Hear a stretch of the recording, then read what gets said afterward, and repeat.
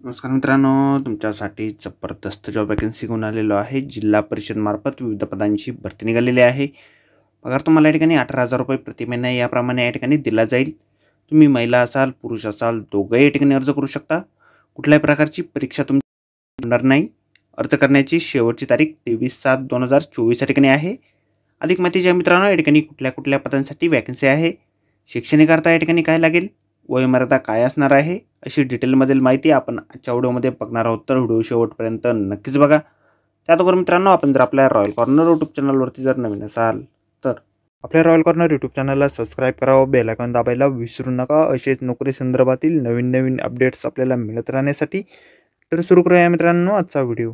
तर मित्रांनो, आपण आलेलो आहे राष्ट्रीय आयुष अभियान जिल्हा परिषद नागपूर यांच्या मार्फत जे ऑफिशियल नोटिफिकेशन निघालेलं आहे वॅकन्सीच्या संदर्भामध्ये, त्यावरती आपण आलेलो आहे। तर स्टेप बाय स्टेप सर्व माहिती आपण या ठिकाणी बघणार आहोत।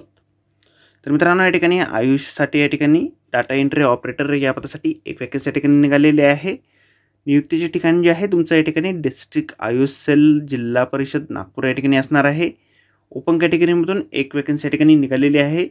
कुठल्याही शाखेतून ग्रॅज्युएशन तुम्ही कंप्लीट केलेलं असेल, सर्टिफिकेट त्या संदर्भातील तुमच्याकडे असेल आणि GCC टायपिंगमध्ये तुम्ही उत्तीर्ण असाल, टायपिंगचा स्पीड तुमचा या ठिकाणी 40 शब्द पर मिनिट इंग्रजीमध्ये आणि 30 शब्द प्रति मिनिट मराठीमध्ये असेल, तर या ठिकाणी तुम्हाला या ठिकाणी अर्ज करता येणार आहे।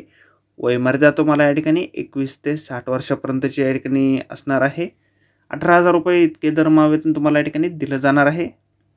अर्जासोबत आपल्याला खालील कागदपत्रे जे आहेत त्या ठिकाणी जोडायचे आहेत। पदवी किंवा पदविका प्रमाणपत्रे, गुणपत्रिका, सर्व शैक्षणिक अर्हतेबाबतची प्रमाणपत्रे, शाळा सोडल्याचा दाखला किंवा जन्माचा दाखला, प्रमाणित केलेले अनुभव प्रमाणपत्र, पासपोर्ट आकाराचा फोटो, RTGS आणि NEFT किंवा IMPS किंवा UPI किंवा DD द्वारे अर्ज शुल्काचा भरणा केल्याची पावती अथवा डिमांड ड्राफ्ट 1 ते 8 पर्यंतचे सर्व दस्तऐवज क्रमवारीत जोडायचे आपल्याला आहे।